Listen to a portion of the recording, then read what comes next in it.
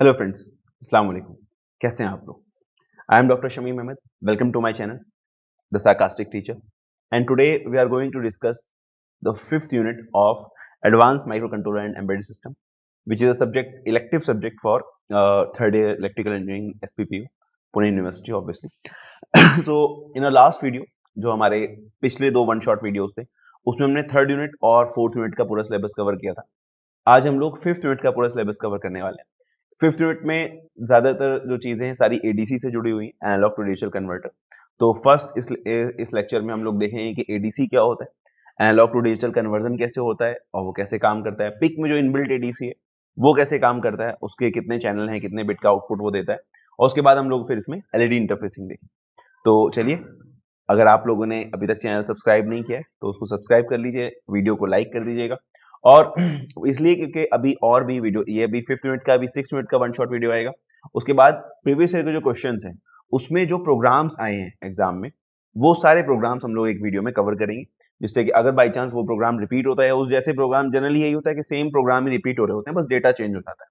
तो उस जैसा कोई प्रोग्राम आता है तो आप इजीली उसको अटेम्प्ट कर सकते। ठीक है, चलिए तो स्टार्ट करते हैं। तो ये हमारा यूनिट 5 का सिलेबस जस्ट में, ठीक है। इसमें हमारे पास पिक एडीसी है, programming of ADC using interrupts, measurement of temperature and power using PIC microcontroller and interfacing of LCD 6x2 in 4 bit mode. ठीक है, तो चलिए स्टार्ट करते हैं। तो हमारे पास जो एडीसी है, एक्चुअल में एडीसी होता क्या है, एनालॉग टू डिजिटल कन्वर्टर। देखो हमारे पास जो जितने भी रियल वर्ल्ड सिग्नल्स होते हैं, राइट, जितने भी जो रियल वर्ल्ड सिग्नल, जैसे कि मैं जो बात कर रहा हूँ, है ना, तो वो कैसा सिग्नल है, वो एक एनालॉग सिग्नल है ना। देखो सिग्नल एनालॉग होता है या डिजिटल होता है, एनालॉग और डिजिटल में क्या फर्क है ना।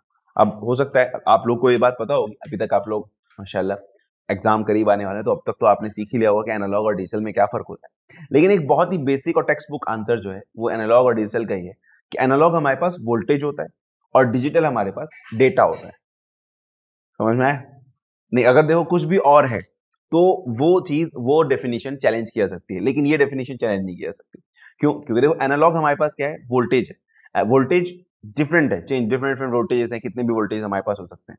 तो एनालॉग सिग्नल्स जो है वो वोल्टेज है, और डेटा हमारा जो है वो, मतलब डिजिटल जो है वो डेटा होता है। डेटा हमेशा डिजिटल होगा। जैसे कि मैं जो बात कर रहा हूँ, ठीक है, मैं जो बोल रहा हूँ ये ऑडियो सिग्नल्स है, ठीक है। तो ऑडियो से रियल वर्ल्ड जितने भी सिग्नल्स होते हैं वो सारे के सारे एनालॉग होते हैं, चाहे वो टेम्परेचर हो, ऑडियो, प्रेशर हो, कुछ भी सिग्नल हो, वो सारे के सारे एनालॉग होते हैं। एनालॉग इन नेचर मतलब वो उनकी एक रेंज होती है, कहीं से कहीं तक भी वो वेरी कर सकते हैं। डिजिटल में हमारे पास एक फिक्स रेंज होती है कि वो उसकी वैल्यू बस उतनी ही हो सकती है। उसके अलावा ये कि भाई ये जो डिजिटल डेटा है, इस एनालॉग को मैं सेव नहीं कर सकता इजीली। मतलब जो हम लोग बोल रहे हैं, क्या होता है, अगर हम लोग को एनालॉग टू डिजिटल कन्वर्जन यहाँ पर हो रहा है तो फोन में एक माइक लगा हुआ है, राइट, जैसे देखिए यहाँ पर एक माइक लगा हुआ है। तो ये माइक क्या कर रहा है, ये माइक मेरी आवाज को कन्वर्ट कर रहा है इलेक्ट्रोमैग्नेटिक सिग्नल्स में। तो हमारे जो माइक ऑडियो है वो कुछ इस टाइप के, जैसे भी इसका वेवफॉर्म, राइट। तो एक ऑडियो वेवफॉर्म हमारे पास जा रही है यहाँ पर। जो जो मैं बोल रहा हूँ उसको, जो हमारा क्रिस्टल है, माइक का जो क्रिस्टल होता है, वो कन्वर्ट कर रहा है इलेक्ट्रिकल सिग्नल्स में, राइट। यहाँ पे हमारे पास इलेक्ट्रिकल सिग्नल्स यहाँ से कन्वर्ट हो गए, और ये जो इलेक्ट्रिकल सिग्नल है अभी इसको सेव करने का जो है वो पॉसिबल नहीं इजीली। मतलब या तो ये कि हम लोग कोई ऐसा तरीका निकाले जिसमें सारे के सारी वैल्यूज एक साथ सेव हो जाए। तो ये क्या करेगा, ये इसको सेव करेगा मेमोरी में। और मेमोरी क्या स्टोर करती है, याद होगा आप लोग को, मेमोरी में क्या सेव होता है, मेमोरी में सिर्फ दो चीजें सेव होती है, या तो 0 या 1, है ना। इसके अलावा कोई और चीज सेव होती है? जितने भी अभी तक हम लोगों ने मेमोरी डिजाइन पढ़े, जितने भी डेटा, रैम, रोम, कुछ भी हो चाहे वो, उसमें क्या सेव हो रहा है, उसमें 0 और 1 सेव हो रहा है। हो रहा है, नहीं हो रहा? तो वही सारे कॉम्बिनेशन है 0 1 के, बाइट्स में, वर्ड्स में, जो भी है हमारे पास कैरेक्टर्स में।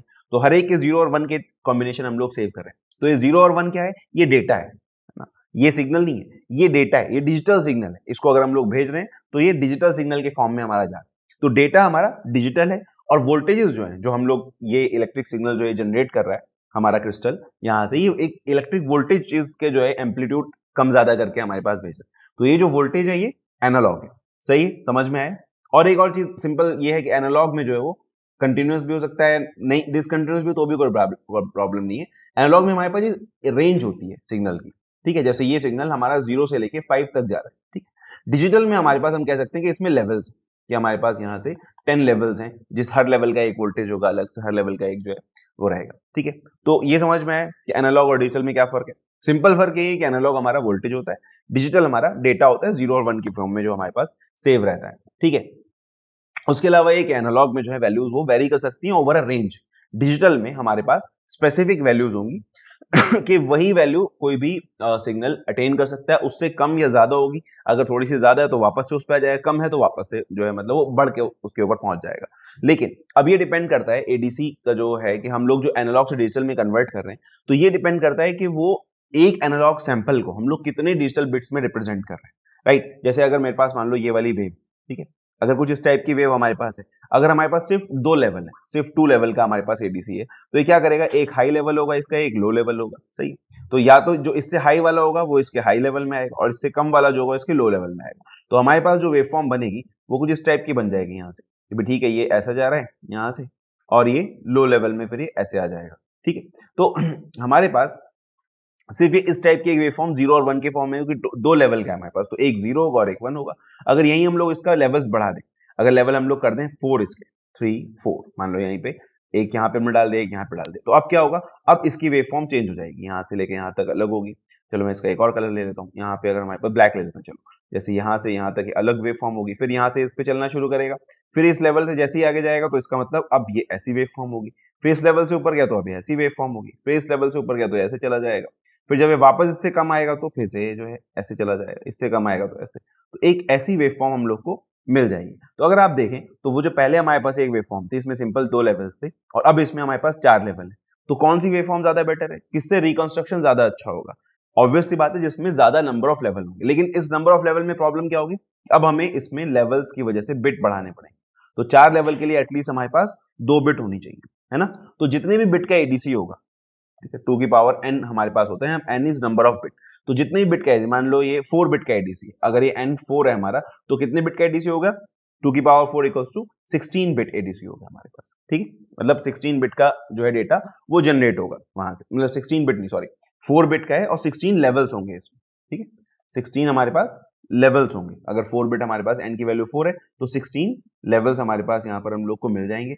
अगर ये और हम इसको बढ़ा देंगे लेवल्स, अगर हम इसको और बढ़ा दें, अगर इसको 5 कर दें तो ये 32 लेवल्स हो जाएंगे, अगर हम इसको 8 कर दें तो ये 256 लेवल्स हो जाएंगे हमारे पास, ठीक है। तो उससे क्या होगा, उससे हमारी जो यही वाली जो वेव फॉर्म है इसका रिकंस्ट्रक्शन और अच्छा हो पाएगा। अगर हम लोग इसको यहां से लेके पूरा यहां तक 256 लेवल में अगर हम लोग बांटेंगे, तो हर छोटे छोटे छोटे छोटे वैल्यू के लिए हमारे पास एक सिग्नल होगा, और ऐसे ऐसे करके हमारे पास एक पूरा डिजिटल सिग्नल इसकी वेव फॉर्म के साथ साथ में हमें पूरा मिल जाएगा, सही है। तो अब इस वाली वेव फॉर्म में और इस वाली वेव फॉर्म में बहुत ज्यादा सिमिलरिटी है, ठीक है। जब यहां से लेके यहां तक अगर हमारे पास 256 लेवल्स हैं, तो इसका मतलब उसके हर माइन्यूट चेंज के लिए भी हमारे पास एक डिजिटल कोड है उसका, ठीक है। लेकिन उससे प्रॉब्लम क्या होगी, ठीक है, ठीक है हमारे पास है, बहुत सही है। उससे प्रॉब्लम ये होगी कि जब नंबर ऑफ लेवल बढ़ेंगे यानी नंबर ऑफ बिट बढ़ेगी, तो नंबर ऑफ बिट का मतलब है अब हर सैंपल के लिए हमें 8 बिट चाहिए, या जितनी बिट का एडीसी है हमारा तो उतनी बिट्स हमें चाहिए। तो अब उससे क्या होगा, उससे साइज बड़ा हो जाएगा। देखो जैसे इंटरनेट से हम लोग ऑडियो डाउनलोड करते हैं, सॉन्ग्स हैं या किसी कोई ऑडियो, या यूट्यूब पे वीडियोस डाउनलोड करते हैं हम लोग, राइट। तो यूट्यूब पे जो वीडियोस डाउनलोड करते हैं तो उनका अलग अलग साइज होता है ना। आप एचडी में चला रहे हैं, अगर फुल एचडी में, तो फुल एचडी का मतलब क्या है कि जितनी आपकी मोबाइल की हाइट है, जितनी आपकी मोबाइल की चौड़ाई है, उसमें वो 1080 पिक्सल्स 1080 पिक्सल्स उस लेंथ में डाल रहा है, यानी कि उस पूरी लेंथ के वो 1080 पिक्सल्स वो ले रहा है, यानी 1080 सैंपल्स दे रहा है उसमें से, पूरी लेंथ में से। अगर वहीं आप 720 कर देंगे तो उस लेंथ के वो 720 पिक्सल लेगा। तो अब 720 सैंपल्स अगर लेगा तो कम डेटा होगा, 1080 सैंपल लेगा तो ज्यादा डेटा होगा, इसीलिए डेटा ज्यादा खर्च होता है फुल एचडी वीडियो देखने में, होता नहीं होता। अगर फुल एचडी वीडियो देख रहे हैं आप लोग तो ज्यादा डेटा की उसमें जरूरत पड़ेगी, स्पीड अच्छी आनी चाहिए, तभी तो आ पाएगा, क्योंकि वो पर सेकंड के हिसाब से बिट्स आ रही हैं उसमें। और अगर ऑटोमेटिकली यूट्यूब क्या करता है, जब स्पीड स्लो होती है उसको पता है इतना बिट डेटा नहीं आ पा रहा, तो उसकी वजह से वो रेजोल्यूशन को कम कर देता है कि भाई कम डेटा वाला ले लो, आपकी अभी इतनी औकात नहीं है कि कनेक्शन अभी 5G का है 4G का नहीं है आपके पास, तो आप कम वाला चला लो, सही। अभी यहाँ सिग्नल सही नहीं आ रहा आपका, तो कम वाले में वही डेटा जो है वो कम, तो उसकी वजह से क्या होगा, उसकी डेटा अगर हमारा कम आ रहा है, उसके सैंपल्स अगर हमारे पास कम है, ठीक है, तो उसकी वजह से क्या होगा, क्वालिटी कम हो जाती है, वीडियो क्वालिटी कम हो जाती है, नहीं जाती। 360 पे आप चलाइए, 240 पे चलाइए तो और ज्यादा कम हो जाएगी क्वालिटी। तो उसकी वजह से क्या होगा, अगर बहुत ही ज्यादा कम कर दें तो क्या होगा, डेटा सही से रीड ही नहीं हो पाएगा। जैसे अगर 144 पिक्सल की आप कोई वीडियो देख रहे हैं तो उसमें वीडियो ब्लर सी नजर आती है, सही से दिखती नहीं, ठीक है। ऐसे ही होता है ऑडियो के साथ में, जो कुछ सॉन्ग्स होते हैं वही सॉन्ग आपको जो है वो 2 MB 3 MB का भी मिल जाएगा, और वही सॉन्ग आपको 194 MB है ना 500 MB का भी मिल जाएगा। तो उसकी वजह क्या है कि उसमें नंबर ऑफ सैंपल्स ज्यादा है। तो जब नॉर्मली तो फोन में कोई फर्क नहीं पड़ता, लेकिन जब आप उसको एम्पलीफायर्स में यूज करेंगे, बड़े बड़े एम्पलीफायर्स में जब आप सेम सॉन्ग्स को यूज करेंगे, तो फिर उसकी जो वॉइस है वो डेटा लॉस्ट होना शुरू हो जाएगा, तो वो उतनी ज्यादा एम्पलीफाई नहीं हो पाए। ठीक है, जब छोटे अगर सॉन्ग था तो उसके लिए हमें बड़े सॉन्ग की जरूरत पड़ती है, उसमें ज्यादा बड़ा डेटा हो हमारे पास। समझ में आ रही है बात? क्या फर्क है? एनालॉग में जो सैंपल नंबर ऑफ लेवल्स कैसे डिफाइन करते हैं, बिट्स पे क्या फर्क पड़ता है कि जितनी ज्यादा बिट्स होंगी उतना अच्छा जो है वो रिकंस्ट्रक्शन होगा हमारे डेटा का, हमारे जो है सिग्नल का, जो हम सिग्नल दे रहे हैं उसको वो ब्रेक करके रख रहा है, डेटा में स्टोर कर रहा है। तो जब हम इसको रिकवर करेंगे, दोबारा से हम इसको देखेंगे, तो जितना अच्छा, जितना बड़ा डेटा होगा, जितनी ज्यादा उसमें सैंपल्स लिए होंगे, जितनी ज्यादा बिट्स होंगी, उतना अच्छा डेटा हमारा रिकवर होगा, उतनी अच्छी जो है वो चीजें हम लोग को देख पाएंगे। जैसे आप नॉर्मली कैमरा आता है, कैमरा अलग अलग मेगापिक्सल्स के होते हैं, तो जो कम मेगापिक्सल का कैमरा, आप स्क्रीन पे जब फोटो खींचेंगे तो आपको सब सेम दिखेगा। जब आप स्क्रीन पे फोटो खींच रहे हैं अपने फोन से, तो चाहे आपका 2 मेगापिक्सल का हो, चाहे 5 मेगापिक्सल का हो, चाहे और ज्यादा मेगापिक्सल का हो, ये हो सकता है कि उसका विजन थोड़ा सा बस ब्रॉड हो जाए, कि पहले इतनी कमी जगह पे आई थी, अब ज्यादा जगह वो ले रहा है, लेकिन आपको स्क्रीन पे देखने में कोई बहुत ज्यादा फर्क नहीं दिखेगा। लेकिन जब आप उसको खोलेंगे, ठीक है, इमेज को, तो अगर आपने बहुत ज्यादा हाई मेगापिक्सल के कैमरे से लिया तो इमेज बहुत बड़ी होगी। तो उससे फायदा क्या होगा कि उसमें छोटे छोटी जगह पे भी उसने सैंपल लिया, तो उतना ज्यादा आप उसके अंदर जूम कर पाएंगे, उतनी ज्यादा डिटेलिंग उसके अंदर होगी। समझ में आई बात? तो वो किस पे डिपेंड कर रहा है? उसके नंबर ऑफ बिट्स पे, कि एक सैंपल को कितने नंबर ऑफ बिट्स में कन्वर्ट कर रहा है। तो उससे लेवल्स बढ़ जाएंगे, उसकी वजह से हमारा डिटेलिंग बढ़ जाएगी, ज्यादा अच्छे से हमारा सिग्नल जो है वो रिकंस्ट्रक्ट हो पाएगा। ठीक है, चलो, तो ये समझ में आया एडीसी का बेसिक्स, कि कैसे हमारा एनालॉग टू डिजिटल कन्वर्टर काम कर रहा होता है। फिर हमारे पास के पिक में जो इनबिल्ट एडीसी है उसके क्या फीचर्स हैं। तो यहाँ जो आपका सिलेबस है उसमें है पिक 18 F448 और 458। तो नॉर्मली आपका जो सारे प्रोग्राम्स हैं वो इसके अकॉर्डिंग है, 458 के अकॉर्डिंग, सही है। तो इसमें हमारे पास 8 चैनल 10 बिट एडीसी होता है। कितना चैनल?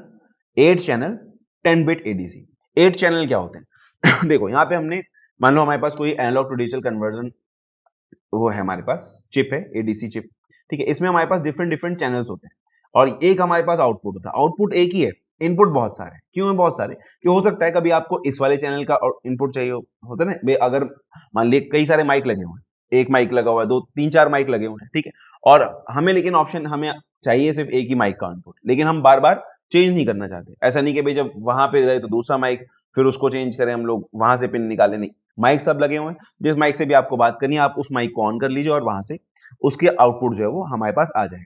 तो सेम वे में हमारे पास यहाँ पे बहुत सारे चैनल्स होते हैं, 8 चैनल है हमारे पास यहाँ पे। इन 8 चैनल में से किसी भी वन चैनल को, किसी भी एक चैनल को हम लोग सेलेक्ट करेंगे, उसका आउटपुट फिर जो है हमें यहाँ पे मिलेगा, उसको ये कन्वर्ट करेगा डिजिटल में, और वो डिजिटल आउटपुट हम लोग को ये अपनी आउटपुट पिन पे प्रोवाइड कराएगा। ठीक है, तो हमारे पास पिक में टोटल 8 चैनल होते हैं, और याद रखना आसान है। देखो पोर्ट ए में कितनी पिन थी, पोर्ट ए में कितनी पिन थी, पोर्ट ए में टोटल 6 पिन थी, सही है। सातवीं भी होती है नॉर्मली, RA6 भी है हमारे पास, लेकिन हम लोग उसको यूज नहीं करते। क्यों नहीं करते? क्योंकि वो ऑसिलेटर की पिन के साथ मल्टीप्लेक्स होती है। OSC1 कहाँ गया, यहाँ पर होगा कहीं पे, RA6 का है, RA5 दिया हुआ यहाँ पे, ऑसिलेटर नहीं दिया, हाँ ये देखिए, ये है ना RA6, ये वाली पिन जो है। तो ये क्योंकि OSC2 पिन के साथ में मल्टीप्लेक्स होती है, तो ये नॉर्मली हम लोग इसको पोर्ट के लिए यूज नहीं करते। तो बची कितनी? 5 पिन, RA0 से लेकर के RA5 तक, ठीक है। इसमें से बस जो RA4 है, ये हमारे टाइमर 0 के क्लॉक इनपुट के साथ मल्टीप्लेक्स है। ये वाली पिन हम लोग यूज नहीं करेंगे, बाकी सारी पिन इसकी एनालॉग चैनल्स के लिए यूज होगी। तो RA0 हो जाएगा हमारा AN0, यानी एनालॉग चैनल 0, RA1 हो जाएगा AN1, RA2 AN2, RA3 AN3, RA4 को बस हम छोड़ देंगे। फिर RA5 पे AN4 आ जाएगा, AN3 यहां तक हो गया था, RA5 पे AN4 आ जाएगा। कितने चैनल हो गए हमारे? 5 चैनल हो गए, AN0 से लेके AN4 तक, सही है। 5 चैनल्स हो गए, बचे कितने? 3 चैनल। मैंने बताया ना 8 चैनल 10 बिट एडीसी है, यहाँ जो एडीसी है वो 8 चैनल 10 बिट। 10 बिट का मतलब क्या है कि 8 तो चैनल्स होंगे हमारे पास, 8 चैनल में से किसी एक चैनल को हम लोग सेलेक्ट कर सकते हैं, 8 चैनल्स में से किसी एक चैनल को हम लोग सेलेक्ट कर सकते हैं, और जो आउटपुट देगा वो 10 बिट का देगा। मैंने भी आपको बताया था 8 बिट का भी अगर हमारे पास 256 लेवल्स होंगे। अभी 10 बिट का आउटपुट अगर हमें दे रहा है, तो बताओ कितने कितने लेवल्स होंगे? अगर 10 बिट का आउटपुट हमें मिल रहा है, एडीसी 10 बिट का एडीसी है, तो कितने नंबर ऑफ लेवल कितने होगा उसके? यस एग्जैक्टली 2 की पावर 10, यानी 1024। तो 1024 लेवल्स हमारे पास एडीसी के लिए है। समझ में आई बात? एक सैंपल के लिए 1024, मतलब 1024 लेवल है, और एक सैंपल के 10 बिट का आउटपुट हम लोग को मिलेगा। ठीक है, तो अब हमारे पास यहाँ पर 8 चैनल्स हैं, 8 चैनल में से 5 तो हो गए हमारे पास ए पोर्ट में, बचे कितने 3 हमारे पास होते हैं पोर्ट ई में, और पोर्ट ई में अगर आपको याद हो तो पोर्ट ई में बस 3 ही पिन होती है, RE0 RE1 RE2, सही है। तो अब वही RE0 पे RA5 हो जाएगा, सॉरी RE0 पे AN5 हो जाएगा, RE1 पे AN6 हो जाएगा, और RE2 पे AN7 हो जाएगा। तो इस तरह से हमारे टोटल 8 चैनल यहाँ पर ए पोर्ट और ई पोर्ट में हमारे पास होते हैं, ठीक है। ए पोर्ट में 0 से लेके 4 तक है हमारे पास, सेम जैसा ए का नंबर है वैसे ही एन का नंबर है, सिर्फ RA4 नहीं है। तो RA4 में हमारा कोई एनालॉग चैनल नहीं है, तो वहां RA4 में AN4 नहीं है। AN4 कहां पर है, RA5 में, ठीक है। AN4 कहां पर है, RA5 में। AN5 कहां पर है, फिर RE पोर्ट ई शुरू हो जाएगी, AN5 RE0, AN6 RE1, AN7 RE2, ठीक है। तो 5 चैनल हमारे पास पोर्ट ए में, और 3 चैनल हमारे पास पोर्ट ई में। पोर्ट ई में सिर्फ 3 ही बिट होती है, 3 ही पिन होती है, ठीक है। तो ये हमारा चैनल समझ में आ गया। 8 चैनल है, 8 में से किसी भी एक चैनल को हम लोग सेलेक्ट कर सकते हैं और उसका आउटपुट हम लोग ले लेंगे एडीसी से, ठीक है। तो इसके जो इनबिल्ट एडीसी हमारे पास, इसमें अलग अलग पिक में अलग अलग हो सकते हैं, लेकिन यहाँ हमारे पास 8 चैनल वाला है, ठीक है।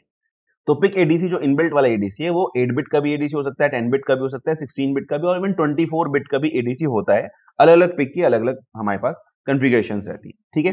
High resolution ADC provide a smaller step size, जितना ज्यादा रेजोल्यूशन होगा उतना स्मॉलर स्टेप साइज होगा। स्टेप साइज वही लेवल का कितना साइज, क्योंकि देखो अगर 0 से 5 वोल्ट तक अगर हम लोग इनपुट ले रहे हैं, जो हमारा सिग्नल है वो 0 से 5 वोल्ट तक जा रहा है, और अगर हमने इसको 8 बिट एडीसी से हम लोग इसको यूज कर रहे हैं, तो इसका मतलब 0 से 5 तक 256 लेवल्स होंगे। अगर 10 बिट से करें तो इसका मतलब 0 से 5 तक 1024 लेवल्स होंगे। तो इसका मतलब क्या होगा, अगर 1024 लेवल्स हैं 5 वोल्ट तक के लिए, यानी कि 1000 से हम लोग डिवाइड कर रहे हैं, तो 5 millivolt, approximately 5 millivolt का एक लेवल होगा हमारा, सही।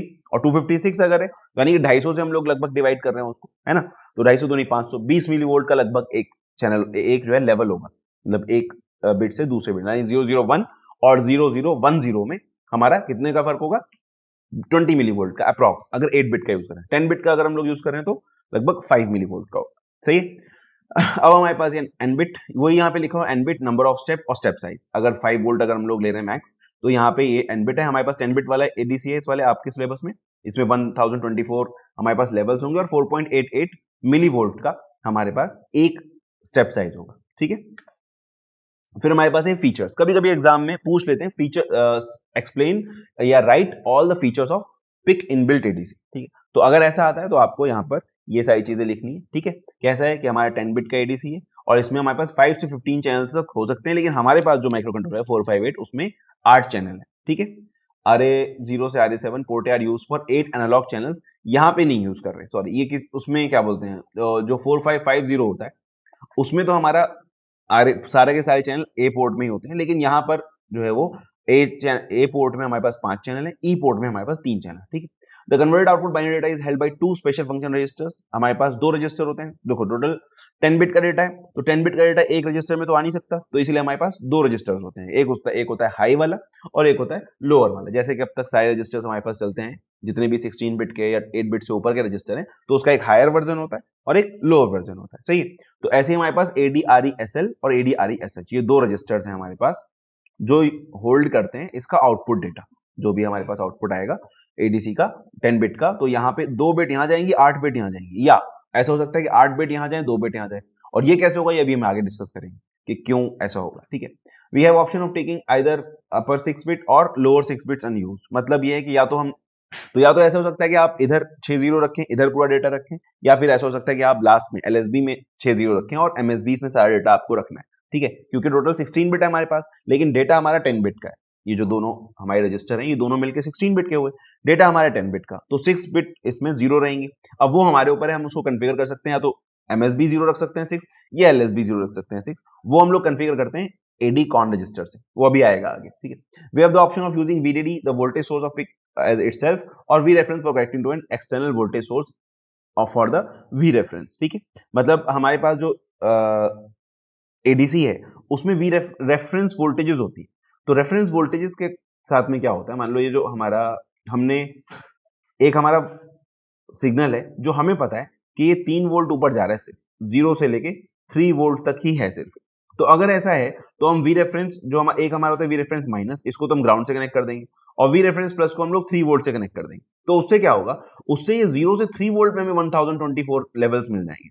वरना क्या हो रहा था, वरना हो रहा था कि हमारा ऊपर 5 तक है, अगर हमने कुछ नहीं किया, कॉन्फ़िगर कुछ नहीं किया, तो वो क्या करेगा, सिंपल वी रेफरेंस प्लस को जो हायर हायर लेवल है, हाईएस्ट लेवल उसको 5 ले लेगा, लोएस्ट लेवल को 0 ले लेगा। लेकिन अगर हम उसको कॉन्फ़िगर कर रहे हैं तो फिर वो उतने ही लेवल, उतनी ही रेंज में चलेगा और वहां पे अपने 1024 लेवल्स को सेट करेगा। तो उससे क्या होगा, उससे स्टेप साइज और छोटा हो जाएगा। जब स्टेप साइज छोटा हो जाएगा तो उससे और ज्यादा अच्छा सिग्नल हमारा रिकवर हो पाएगा, जब हम लोग उसको डेटा से सिग्नल में वापस से कन्वर्ट करेंगे। तो समझ में आई बात। The conversion time is dictated by FOSC of crystal frequency. ठीक है, जो हमारी क्रिस्टल फ्रीक्वेंसी है उस पर डिपेंड करता है कि कितना टाइम लगेगा कन्वर्जन में। ठीक है, वो अभी आगे उसका पूरा आएगा। लेकिन किसी भी तरीके से ये जो कन्वर्जन टाइम है that can not be smaller than 1.6 microseconds. ठीक है, it allows us the implementation of the different VREF. Okay, different VREFs हम लोग यूज कर सकते हैं। मान लो अगर ये भी -2.5 है और ये +2.5 है तो हम वो भी दे सकते हैं। ठीक है, -2.5 से +2.5 तक भी हम लोग दे सकते हैं। हम क्या करेंगे, वी रेफरेंस प्लस को +2.5 पे लगा देंगे और वी रेफरेंस माइनस को -2.5 पे लगा देंगे। तो जो भी हमारी रेंज है हम उसको सेलेक्ट कर लेते हैं अपनी रेफरेंस वी रेफरेंस प्लस और माइनस पिन से। और ये पिन हमारे पास कहाँ होती है, ये पिन होती है हमारे पास यहाँ AN2 और AN3 में। AN2 पे वी रेफरेंस माइनस है और AN3 पे हमारे पास वी रेफरेंस प्लस है, या कह सकते हैं RA2 पे वी रेफरेंस माइनस है, RA3 पे वी रेफरेंस प्लस है। तो लेकिन इससे होगा क्या, अगर हम लोग रेफरेंस वोल्टेज दे रहे हैं तो इससे नुकसान क्या होगा, नुकसान भी नहीं कह सकते, मतलब ये कि लिमिटेशन ये होगी कि अब AN2 और AN3 को हम लोग एज अ चैनल यूज नहीं कर सकते। अभी तक हमारे पास 8 चैनल थे, लेकिन अगर हम रेफरेंस वोल्टेजेस दे रहे हैं तो हमारे पास कितने चैनल बचे, हमारे पास सिर्फ 6 चैनल बचे। लेकिन कोई दिक्कत नहीं, नॉर्मली हमें 6 चैनल की भी जरूरत नहीं होती। जनरली जो होता है मुश्किल से 2-4 चैनल में काम हो जाता है। अरे आपने देखे होंगे माइक सिस्टम बहुत सारे, कितने माइक लगाते हैं लोग एक एम्पलीफायर, बताओ मुझे कितने माइक लगाते हैं, 1 या 2 या 3, बस इससे ज्यादा थोड़ी कोई लगाता है। तो इतने न, ठीक है लगा सकते हैं, मैं ये नहीं कह रहा कि नहीं लगाते, बहुत सारे माइक भी लगा सकते हैं सिस्टम में। तो ठीक है, फिर उसमें हम लोग रेफरेंस वोल्टेज नहीं देंगे, सीधी बात, जो हमारा 5 वोल्ट वाला रेफरेंस हो उसी को यूज करेंगे। आपके नहीं सर ऐसा नहीं, ऐसा कैसे, हमें तो चाहिए ज्यादा चैनल भी चाहिए और रेफरेंस वोल्टेज भी चाहिए, सब कुछ चाहिए। तो भैया ऐसा है कि फिर पिक चेंज कर लो, ये 8 चैनल वाला है 13 चैनल वाला ले लो, 16 चैनल वाला पिक ले लो, सही है, कोई बात नहीं, हर एक चीज का सोल्यूशन है पिक के पास, बहुत सारे इसके वर्जन है। अब आता है इसका कंट्रोल रजिस्टर। तो हमारे पास पहला रजिस्टर है control register AD con 0, A2D control register 0, और दूसरा है A2D कंट्रोल रजिस्टर 1। ठीक है, घबराना मत, ये टेबल देख के टेंशन नहीं, बताते हैं बताते हैं। ठीक है, तो पहली चीज देखो, ये हमारा AD कॉन 0 रजिस्टर है, तो इसमें हाँ यहां से चलते हैं ADCS1। अच्छा नहीं, अभी इसको छोड़ते हैं, इधर से चलते हैं उल्टा। क्या है ये AD ऑन, अगर ये 1 है तो हमारा ये वाली मतलब A2D कन्वर्टर वो ऑन करने वाली बिट है। अगर ये 1 है तो हमारा ADC ऑन होगा, अगर ये 0 है तो ADC हमारा ऑफ रहेगा। तो ऑफ रहने से क्या फायदा है, ऑफ रहने से फायदा है कि पावर कम जाएगी। भाई A2D कन्वर्टर एक अलग से पूरी चिप है ना, तो एक अलग से ब्लॉक हमने अपने पिक माइक्रो कंट्रोलर में बना रखा है ना। मतलब चिप नॉर्मली क्या होता है कि नॉर्मल माइक्रो कंट्रोलर में होता नहीं है इनबिल्ट ADC, तो एक अलग से चिप हमें लगानी पड़ती है। लेकिन यहाँ हमारे पास एक अच्छा ऑप्शन ये है कि इसमें इनबिल्ट दिया है, तो लेकिन वो है तो एक अलग ही ब्लॉक ना, भले ही हमने अपनी ही चिप में उसको घुसा दिया हो, लेकिन एक अलग ब्लॉक है, तो वो अलग से पावर खा रहा है। तो अगर हमने इसको 0 कर दिया तो उसमें क्या होगा, हमारी पावर वेस्ट नहीं होगी ADC में। अगर हम यूज नहीं कर रहे हैं तो हम इसको 0 रखेंगे, जिससे कि पावर के बचत हो जाएगी। फिर गोल्डन बार बिट, गोल्डन बार में क्या होता है, जब भी हम इसको 1 करेंगे, ठीक है, तो 1 करते ही कन्वर्जन स्टार्ट हो जाएगा। देखो होता क्या है, ADC का चैनल है, सही है, पहले हम लोग चैनल सेलेक्ट करते हैं, मतलब प्रोसीजर क्या है, प्रोसीजर ये है कि पहले हम लोग चैनल सेलेक्ट करते हैं, फिर हम लोग इनपुट देते हैं। तो जैसे इनपुट वो चैनल को लैच कर लेता है, ठीक है, मतलब हमारा सिग्नल चल रहा था ऐसे वेव में जा रहा था, तो हमने जैसे उसको इनपुट दिया वो एक वैल्यू उसने फौरन अपनी पकड़ ली। अब इस वैल्यू को पकड़ के वो कन्वर्ट करेगा। जब कन्वर्जन कंप्लीट हो जाएगा तब वो हमें बताएगा कि हाँ भाई कन्वर्जन कंप्लीट हो गया, आपका डेटा तैयार है, ले जाओ उसे उठा के यहाँ से। सही है, तो हम क्या करेंगे, उस डेटा को उठा के ले जाएंगे और फिर उसको दोबारा से कहेंगे अब दूसरा डेटा चाहिए, तो फौरन दूसरा पकड़ेगा, फिर उसको कन्वर्ट करेगा, फिर कन्वर्ट हो जाएगा, हमें बताएगा भाई कन्वर्जन हो गया, ले जाओ उठा करके, तो हम फिर से ले जाएंगे। समझ में आ रही है बात क्या हो रहा है? तो ऐसा हम लोग करते हैं एडीसी में। तो ये जो गोल्डन बार वाली बिट है, अगर हम इसको 1 करेंगे तो कन्वर्जन स्टार्ट कर देता है। जैसे ही हमने इसको 1 किया, ये फौरन वैल्यू पकड़ेगा, कन्वर्जन स्टार्ट कर देगा, और जब कन्वर्जन हो जाएगा खत्म तो अपने आप ये इसको 0 कर देगा। तो जैसे ही ये बिट 0 होगी हमें पता चल जाएगा कि कन्वर्जन हमारा कंप्लीट हो। समझ आई बात? जैसे ये बिट 0 होगी इसका मतलब कन्वर्जन कंप्लीट हो गया, हमने इसको 1 किया इसका मतलब कन्वर्जन हम स्टार्ट करना है, ठीक है। फिर हमारे पास CHS2, CHS1, CHS0, ये है चैनल सेलेक्ट बिट्स। मैंने कितने बताया था, कितने चैनल है हमारे पास पीकेडीसी में, इस एडीसी में कितने चैनल है हमारे पास, इसमें टोटल 8 चैनल। तो 8 चैनल में से किसी एक चैनल को सेलेक्ट करने के लिए हमें कितनी बिट चाहिए, ऑब्वियस सी बात है, कितनी बिट चाहिए, बिट चाहिए हमें 3, क्योंकि 2 की पावर 3 होता है 8। तो 3 बिट को यूज करके हम 8 चैनल्स में से किसी एक चैनल को सेलेक्ट कर सकते हैं। तो इसलिए हमारे पास यहाँ पे 3 बिट है, CHS2, CHS1 और CHS0। सही है। तो इन 3 से ये हमारे पास पूरी लिस्ट है। सिंपल, जो नंबर है भाई, अगर 0 है 0 चैनल, अगर 4 है 1004 होता है, 4 है तो चैनल 4, 7 है तो चैनल 7। सिंपल, कुछ नहीं है, बस सिंपल एक टेबल बनानी 3 बिट की और उसमें चैनल 0 चैनल 1 डाल देना है। ठीक है। फिर हमारे पास लास्ट है ADCS1 और ADCS0 बिट। ये हमारे पास क्लॉक कन्वर्जन सेलेक्ट बिट है ना, कि A to D कन्वर्जन की क्लॉक क्या होगी। तो एक और बिट होती है हमारे पास ADCS2, वो होती है हमारे पास यहाँ ADCON1 रजिस्टर। ये तो हमारा ADCON0 रजिस्टर है, इसमें ये वाली सारी बिट अभी हमने एक्सप्लेन करी। एक हमारे पास ADCS2 बिट जो ADCON1 रजिस्टर में, 2 कंट्रोल रजिस्टर है इसके। तो ये वाली बिट ADCS2 और ये दोनों बिट, इन तीनों को मिला के हमारे पास टेबल बनती है। ठीक है। अगर मान लो हमने वो वाली बिट 0 कर रखी है तो क्या होगा, अगर वो वाली बिट हमने 0 कर रखी है, फिर इन दोनों के ऊपर डिपेंड करता है कि अगर ये दोनों डबल 0 है तो जो कन्वर्जन स्पीड होगी वो FOSC डिवाइड बाई 4 होगी। मान लो अगर आपने 10 मेगाहर्ट्ज का रजिस्टर लगा रखा है तो इसकी जो स्पीड होगी वो 5 मेगाहर्ट्ज हो जाएगी कन्वर्जन की। सही है। अगर ये 0 1 है तो इसकी स्पीड हो जाएगी डिवाइड बाई 8, यानी 10 मेगाहर्ट्ज का अगर है तो 8 से डिवाइड कर देंगे उसको, तो कितना बचेगा, 1.25 मेगाहर्ट्ज का हमारा जो है उसके अकॉर्डिंग कन्वर्जन होगा डेटा का। ठीक है। उसके बाद अगर हमारे पास 10 है तो ये 32 हो जाएगा। अगर ये 11 है, अगर ये 11 है तो फिर ये वाली बिट चाहे कुछ भी हो, अगर ये 11 है तो फिर ये इंटरनल RC ऑसिलेटर जो होता है हमारे पास पिक में, ऑसिलेटर वाले पोर्शन में आपने पढ़ा होगा, नहीं हो तो मेरी वीडियो देख लेना जाकर के। ऑसिलेटर के अलग अलग हमारे पास ऑप्शंस होते हैं। तो इंटरनल RC ऑसिलेटर जो है फिर ये वहां से अपनी क्लॉक को लेता है। सही है। इंटरनल RC ऑसिलेटर से क्लॉक ड्राइव करेगा, फिर ये बाहर का जो एक्सटर्नल ऑसिलेटर है, जो क्रिस्टल ऑसिलेटर, उससे अपनी क्लॉक नहीं लेगा, इंटरनल ऑसिलेटर से लेगा। अगर ये 11 है फिर चाहे 0 चाहे 1 हो, अगर ये 1 है तब भी हमारा इंटरनल RC ऑसिलेटर से लेगा, और अगर ये 0 है तब भी इंटरनल RC ऑसिलेटर से लेगा अगर ये 11 है। ठीक है, समझ में आया। देखो कैसे है, 0 0 पे 2, 0 1 पे 8, 1 0 पे 32। ठीक है। तो 2 के बाद यहाँ 4 आना चाहिए था और 8 के बाद 16 आना चाहिए था, नहीं आया, तो वो कहाँ आएगा, वो यहाँ आएगा। 1 0 0 पे 4 है और 1 0 1 पे 16 है, 16 है, और उसके बाद 1 0 पे 64। या आप ये कह सकते हैं कि इसका जस्ट डबल है यहाँ पर। ठीक है, जितना हम लोग को यहाँ पे मिल रहा है, अगर हमने इसको 1 कर दिया तो इसका जस्ट डबल हो जाएगा। अब तुम्हें जैसे भी याद रखना हो वैसे आप लोग याद रख सकते हैं, कोई ऐसी सच कोई प्रॉब्लम नहीं है। सिंपल ये मेरी टेक्निक है याद करने की, कि अगर ये 0 है तो हम लोग 2 से स्टार्ट करेंगे, 2 4 जा 8, 8 4 जा 32। सही, ये हम टेबल बनाने के लिए 2 4 जा 8, 8 4 जा 32, 11 पे 1 1 पे हमें हमेशा RC ऑसिलेटर यूज करना है। और फिर उसके बाद अगर हमारे पास ये है तो 1 0 0 है, ये होता है 4, 1 0 0 होता है 4, तो हम 4 से स्टार्ट करेंगे, 4 से डिवाइड बाई 4, और फिर यहाँ से 4 4 जा 16, 16 4 जा 64। सही, इस तरह से हम लोग इस टेबल को इजीली याद रख सकते हैं कैसे यहाँ पर कन्वर्जन हो रहा है, क्लॉक कन्वर्जन। लेकिन हमारे पास एक लिमिटेशन है कि ये जो क्लॉक कन्वर्जन टाइम है, ठीक है, ये पर बिट है हमारा।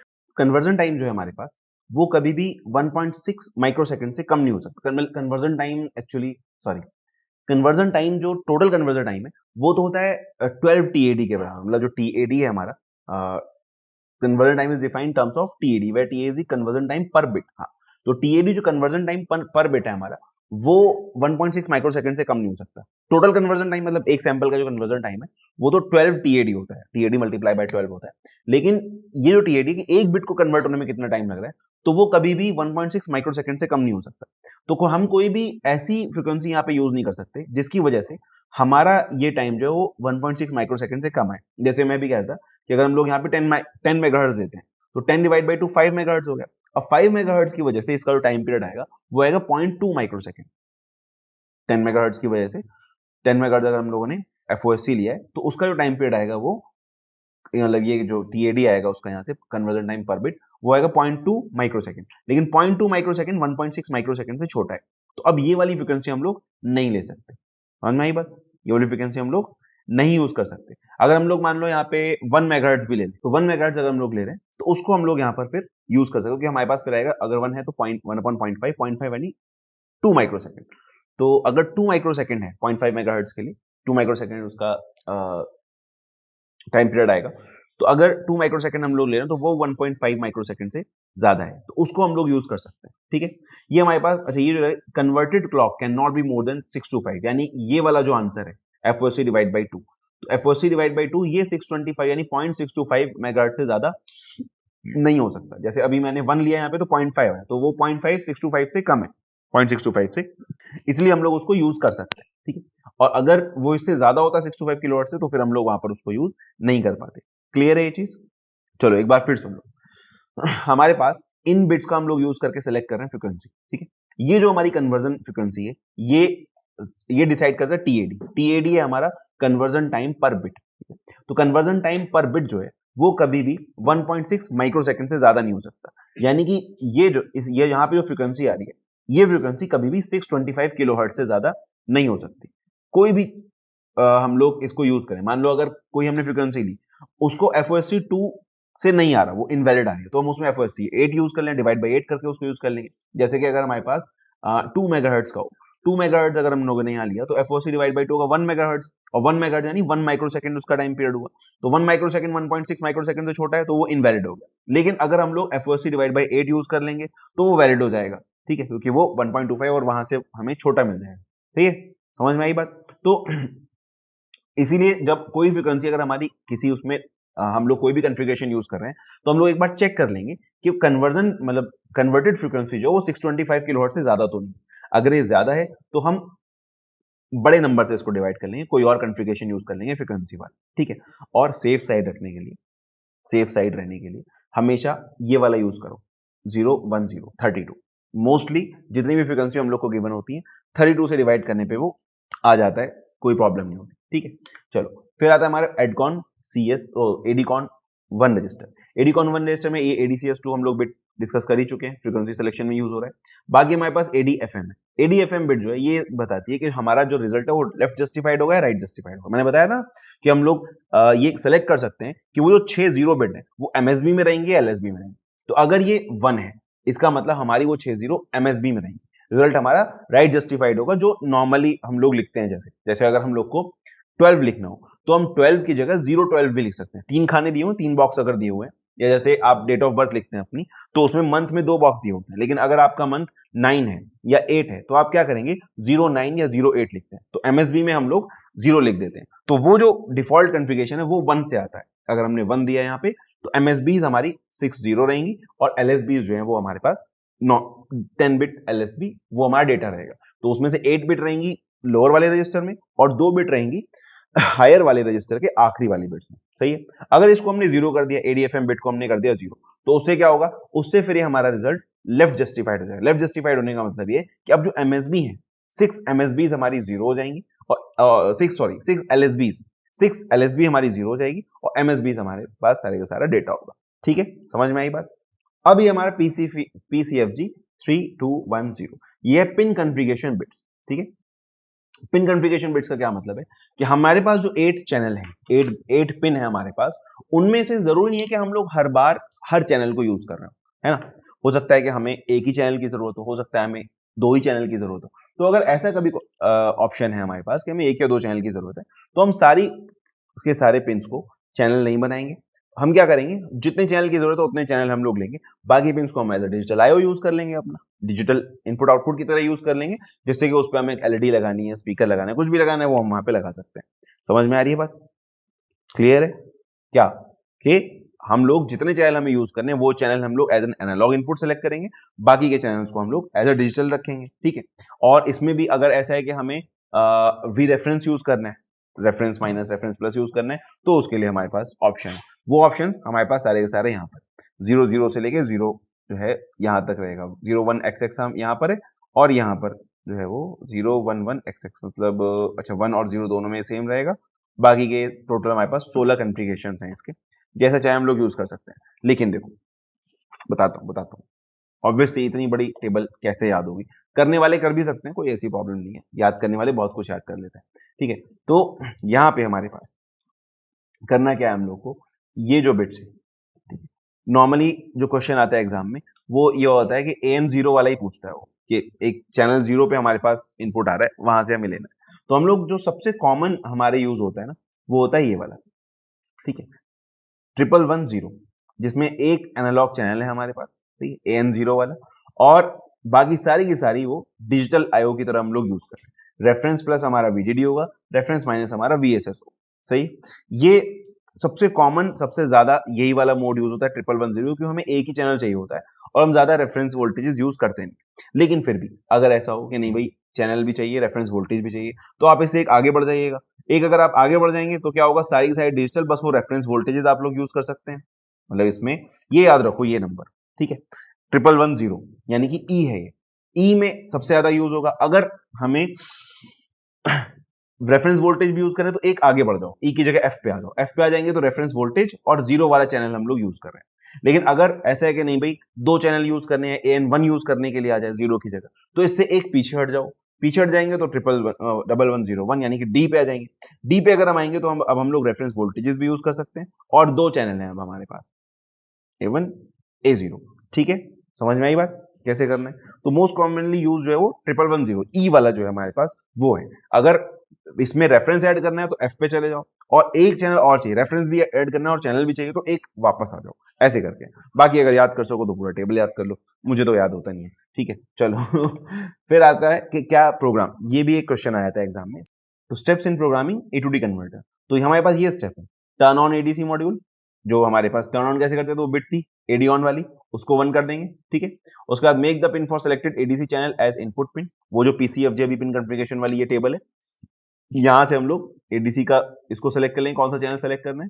सेलेक्ट वोल्टेज रेफरेंस यूजिंग एडकॉन 0 और एडकॉन 1, इनपुट चैनल हम लोग सेलेक्ट कर लेंगे और रेफरेंस वोल्टेज सेलेक्ट कर लेंगे, मतलब वही जो पिन कॉन्फ़िगरेशन बिट से कि रेफरेंस वोल्टेज देना है नहीं देना, सिर्फ पॉजिटिव देना है, सिर्फ नेगेटिव देना है, या दोनों देने हैं, दोनों में से कोई भी नहीं देना, जो भी। ठीक है, सेलेक्ट कन्वर्जन क्लॉक यूजिंग एडकॉन 0, फिर वही फ्रीक्वेंसी वाली जो कन्वर्जन क्लॉक है वो सेलेक्ट करेंगे। ये याद रखना है कि वो क्लॉक कभी भी कन्वर्टेड क्लॉक 625 किलोहर्ट्ज से ज्यादा नहीं होनी चाहिए। ठीक है, उसके बाद wait for the required acquisition time, फिर हम थोड़ा सा वेट करेंगे और फिर मतलब ये सब हमने सेट कर दिया, चैनल सेट कर दिए, पिन सेट कर दी, सब कुछ हमने कॉन्फ़िगरेशन सेट कर दिया। फिर थोड़ा सा वेट करेंगे ताकि ये सब स्टेबल हो जाए। ठीक है, फिर उसके बाद हम उस गोल्डन बार बिट को 1 कर देंगे। जैसे हम 1 करेंगे अब वो कैप्चर करके कन्वर्ट करना शुरू करेगा। फिर हम वेट करेंगे कि ये बिट 0 हो जाए। जैसे ही ये 0 होगी हमें पता चल गया कन्वर्जन कंप्लीट हो गया, फिर हम उसको वहां से उठा लेंगे। Wait for the conversion to be completed after golden bar has gone low, then and ADRESL and ADRESL register to get the digital data output।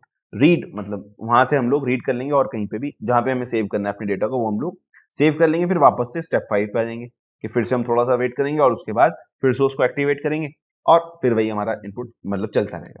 ये इसका प्रोग्राम मतलब कमांड्स हैं इसकी, कि हमने पहले उसको इनपुट पिन जो भी एनालॉग चैनल हम लोग यूज कर रहे हैं उसको हमने 1 कर दिया यानी इनपुट पिन बनाया। उसके बाद ये हमने कॉन्फ़िगरेशन उसका सेट कर दिया है, कौन सा चैनल यूज करना है, कौन सी फ्रीक्वेंसी यूज करनी है ना, एडीसी को ऑन कर दिया। और जो हमारा रिजल्ट है उसका फॉर्मेट क्या होगा, राइट जस्टिफाइड होगा, लेफ्ट जस्टिफाइड होगा, और कौन सा हम लोग चैनल यूज कर रहे हैं, AN0 या AN1 जो भी।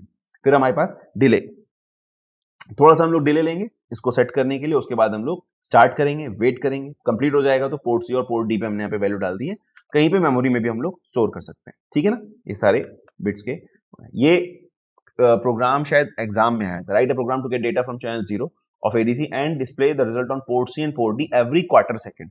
तो हर क्वार्टर सेकंड में हम लोग को ये काम करना है। तो हर क्वार्टर सेकंड का मतलब क्या है कि यहाँ इस वाले उसके बाद, ठीक है, इस वाले स्टेप के बाद हम लोग यहाँ पे क्वार्टर सेकंड का डिले लगा देंगे, बस और कुछ नहीं। तो वही हुआ यहाँ पे वॉइड मेन वॉइड। अच्छा ओके, मैंने डिले का प्रोग्राम यहाँ पर नहीं लिखा है, आप लोग यहाँ पर डिले का प्रोग्राम ऊपर लिख ली, कोई एमएस डिले मिली सेकंड डिले वाला जो हमारे पास डिले होता है, 2 फॉर लूप लगते हैं उसमें, इतनी बार तो लिखा ही चुका हूं तो ठीक है ना, इसीलिए नहीं लिखा। आप लोग खुद समझदार हैं तो लिख लीजिए। इसके ऊपर वही हैश इंक्लूड वाली लाइन भी आएगी, और ये जस्ट मैंने प्रोग्राम लिखा है वॉइड मेन वाला। सिर्फ मेन में क्या करना है कि सी और डी, क्योंकि हमें पोर्ट सी और पोर्ट डी पे आउटपुट भेजना है, तो इन दोनों पोर्ट्स को हमें आउटपुट पोर्ट बनाना पड़ेगा, और जो चैनल 0 है उसको इनपुट पिन बनाना पड़ेगा। चैनल को हमने सेलेक्ट कर लिया यहाँ से और फॉर्मेट वगैरह अपना सेलेक्ट कर लिया। ठीक है, राइट जस्टिफाइड है, FOC डिवाइड बाय 64 लिया है हम लोगों ने यहाँ पे, क्योंकि उसने जो फ्रीक्वेंसी है वो गिवन नहीं, तो हमने 64 ले लिया कि कितनी भी ज्यादा दी होगी तब भी हमारा काम चल जाएगा। ठीक है, डिले हमने थोड़ा सा यहाँ पे डिले लिया ताकि वो सब चीजें सेट हो जाए, कॉन्फ़िगरेशन उसका सेट हो जाए। उसके बाद फिर हमने उसको स्टार्ट कर दिया, वेट किया यहाँ पर कंप्लीट होने का, पोर्ट सी और पोर्ट डी में वैल्यूज भेज दी। फिर यहाँ पे हमने क्वार्टर सेकंड का डिले लगा दिया, 250 मिली सेकंड्स का, यानी क्वार्टर सेकंड इसका डिले लगा दिया। अभी डिले के बाद फिर वापस यहाँ पहुंचेगा 1 सेकंड के बाद, 1 मिली सेकंड के बाद ये फिर से वही काम करना शुरू कर देगा। तो हर क्वार्टर सेकंड में यहाँ से वैल्यूज आएंगी, एनालॉग इनपुट चैनल से कन्वर्ट होंगी और फिर वो चली जाएंगी पोर्ट सी और पोर्ट डी। ठीक है, steps in programming ADC using interrupt, ये तो था हमारे पास पोलिंग वाला मेथड कि हमने उसको 1 किया, अब हम वेट कर रहे हैं उसके 0 होने का, जैसे ही वो 0 हुआ हमने उसको उठा करके डाल दिया जहां पे भी डालना था। लेकिन ये भी एफिशिएंट मेथड नहीं, ऑब्वियसली बात है, इंटरप्ट वाला मेथड ज्यादा एफिशिएंट होता है। तो इसमें हम लोग क्या करते हैं कि हम लोग इंटरप्ट मैंने लास्ट वीडियो में डिस्कस की थी, तो उस इंटरप्ट के अकॉर्डिंग हम लोग प्रोग्राम करते हैं और हम क्या करेंगे, एडीसी को ऑन करेंगे और पिन हम लोग एडीसी वही सारे जो काम हम लोग कर रहे हैं वो करते रहेंगे।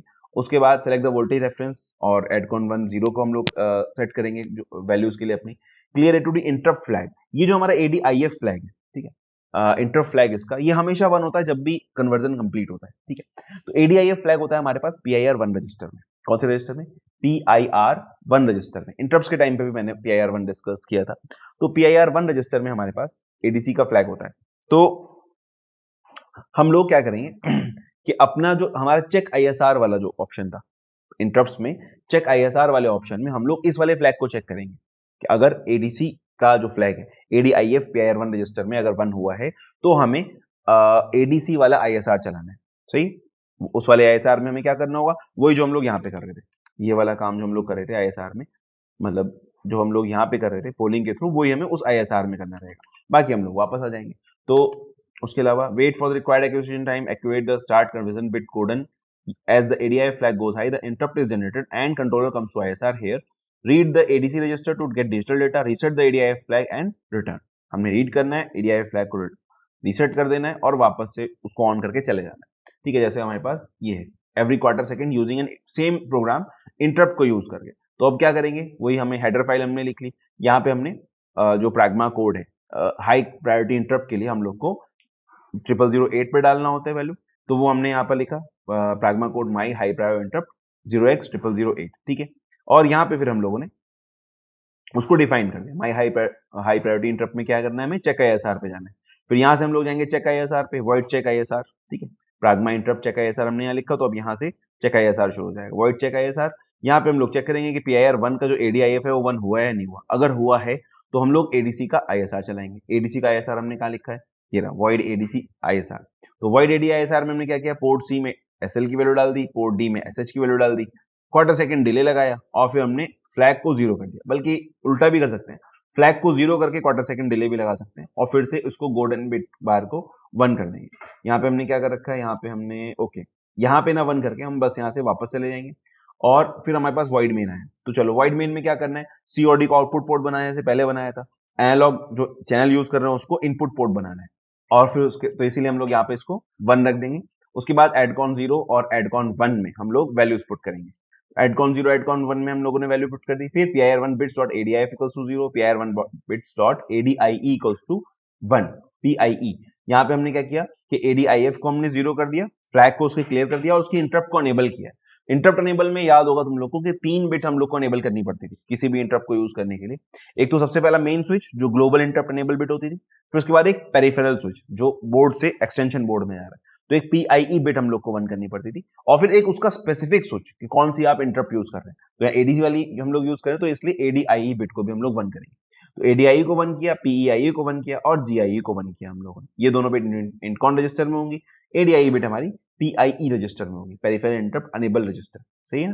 तो ये हमारा हो गया यहाँ से। उसके बाद फिर हमें बस कुछ नहीं करना, वेट करना है। यहाँ पे हमने व्हाइल लगा दिया क्योंकि कोई और काम इसने दिया नहीं। अगर बाई चांस यहाँ दिया होता कि साइमल्टेनियसली पोर्ट B से पोर्ट A पे डेटा भेजना है तो हम वो काम हम लोग यहाँ पर कर सकते थे, ठीक है। लेकिन ऐसा कुछ है नहीं, सिर्फ इन्होंने इंटरप्ट यूज करने के लिए कहा है। तो हम यहाँ सिंपल एक व्हाइल लूप लगा के थोड़ी सी डिले लेंगे और एडकॉन को 1 कर देंगे और फिर बस यहीं पे घूमते रहेंगे, वेट करते रहेंगे, कोई दिक्कत नहीं है। और जैसे ही इंटरप्ट आएगी हम लोग वहां पे चले जाएंगे, इंटरप्ट से वापस आके फिर उसको 1 करेंगे। तो ये बार बार हम लोग इसे 1 कर रहे हैं तो ये 0 होगी नहीं, जैसे ही 0 होगी हमने वापस से इसको 1 कर दिया।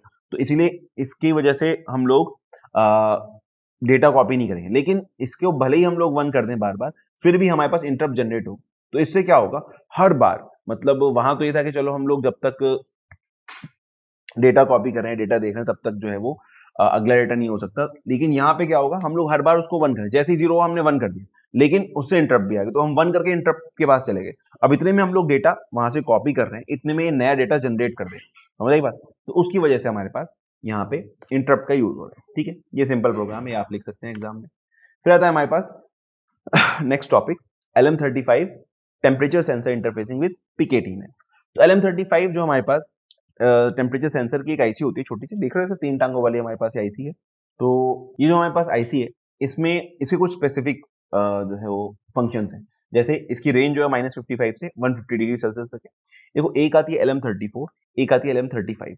LM34 डिग्री फ़ारेनहाइट में टेम्परेचर बताती है, मतलब उसका पर डिग्री फ़ारेनहाइट पर जो उसका रेजिस्टेंस होता है, नहीं वोल्टेज होता है, वी आउट जो होता है उसका, वो पर डिग्री फ़ारेनहाइट पे होता है, और LM35 का पर डिग्री सेल्सियस पे होता है। ठीक है, the higher the temperature the higher is the output voltage. The output analog voltage can be converted into digital using form using ADC, so that a microcontroller can process it easily. सही है, क्योंकि ये तो हमें voltage दे रहा है ना, तो वोल्टेज क्या होता है, वोल्टेज एनालॉग होता है, अभी डिस्कस किया था स्टार्टिंग में।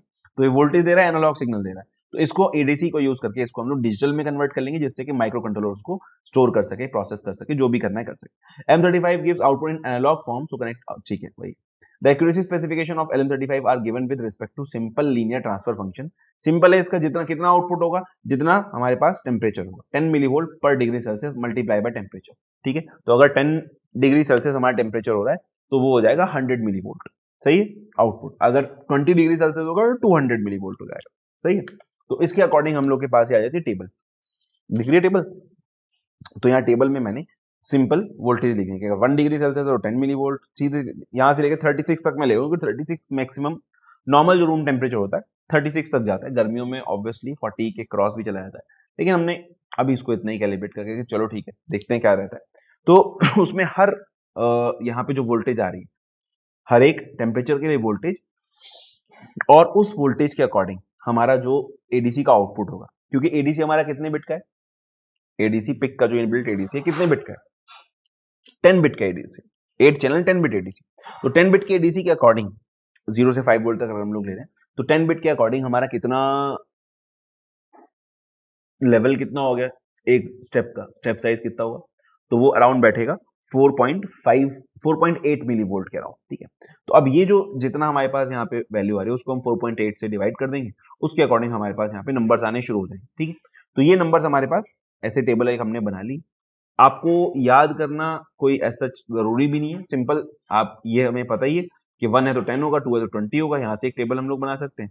उसके बाद इसको हम लोग डिवाइड कर सकते हैं, और जो भी नंबर आए उसको बाइनरी फॉर्म में हमें यहाँ पे लिख लेना है। ठीक, किससे डिवाइड करना है, 4.8 से, क्योंकि ये मिलीवोल्ट में गिवन है और 4.8 मिलीवोल्ट है, तो 4.8 से हम जैसे जैसे इसको डिवाइड करेंगे जो भी नंबर आएगा वो नंबर हम लोग यहाँ पे बाइनरी में लिख सकते हैं। तो ये बहुत इजीली आप इस टेबल को बना सकते हैं। ठीक है, यहाँ मैंने वही चीज लिखी है, 1 level will be of 4.88 millivolt. ठीक है, अब इसका प्रोग्राम है कि इसको प्रोग्राम कैसे करना है।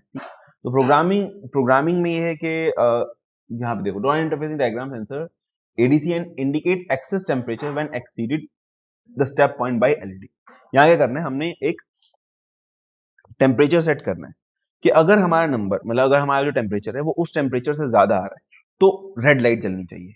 सही होता ना कहीं पे भी। ठीक है, जैसे हम लोगों ने जैसे लैपटॉप है, लैपटॉप में अगर जो है वो टेम्परेचर ज्यादा हो जाए तो क्या करेंगे, या तो ये कि भाई ठीक है वो ओवरहीट की कोई वो दबाए, है ना, कि भाई ओवरहीटेड हो गया, कोई एलईडी हमने लगा दी उसमें जिससे भाई ओवरहीट हो रहा है, अब इसको बंद कर दो, ज्यादा मत चलाओ, है ना। बहुत सारे अप्लायंसेज में भी ऐसा होता है कि भाई ओवरहीट हो गया, अब इसको बंद कर दीजिए।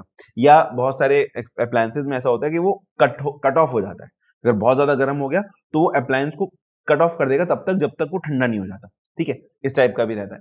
तो या कोई अलार्म बजाना है उसमें, या फिर कंप्यूटर में आपने देखा होगा, लैपटॉप अगर वैसा होता है तो उसमें क्या होता है कि फैन की स्पीड तेज हो जाती है। जैसे मेरा लैपटॉप है ना, ये गेमिंग लैपटॉप है, तो इसमें 2 फैन लगे हुए हैं। ठीक है, तो ये क्या करता है, जैसे जैसे इसका जैसे जैसे फैंस मतलब टेम्परेचर बढ़ता है वैसे वैसे फैन की स्पीड तेज कर देता है।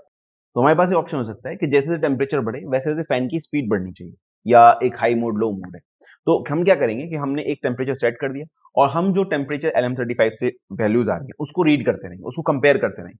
अगर वो उससे कम है तो कोई प्रॉब्लम नहीं, अगर टेम्परेचर उससे बढ़ रहा है तो हम फैन की स्पीड डबल कर देंगे। ठीक है, जैसे हमारे पास फैन स्विच लगा रखा है हमने कि भाई फैन ऑन करना है या नहीं करना, ऑफ करना है, जो भी मतलब हमें करना है। तो यहाँ पे हमें क्या करना है, हम लोग एलईडी से कनेक्ट कर रहे हैं, एलईडी से शो कर रहे हैं।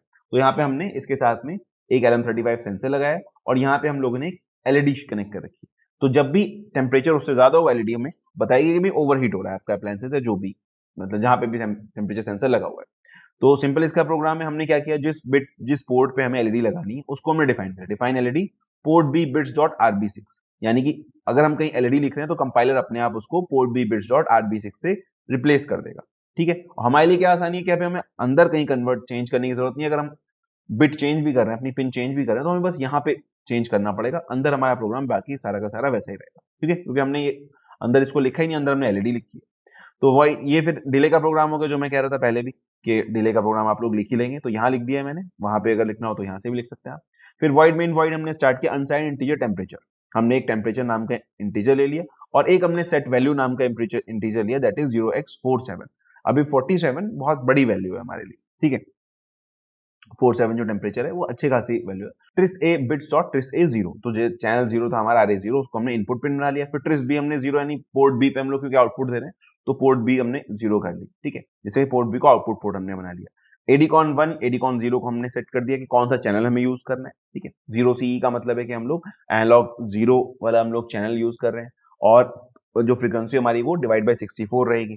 और हमारे पास यहाँ पे चैनल 0 ADC ऑन हम लोगों ने कर दिया। ठीक है, एडकॉन 0 में 8 हम लोग ले रहे हैं और 1 ले रहे हैं। 8 का मतलब है कि हमने 1000 हमने सेलेक्ट किया है, इसलिए 000 इसका मतलब चैनल 0 हमारा सेलेक्ट हुआ।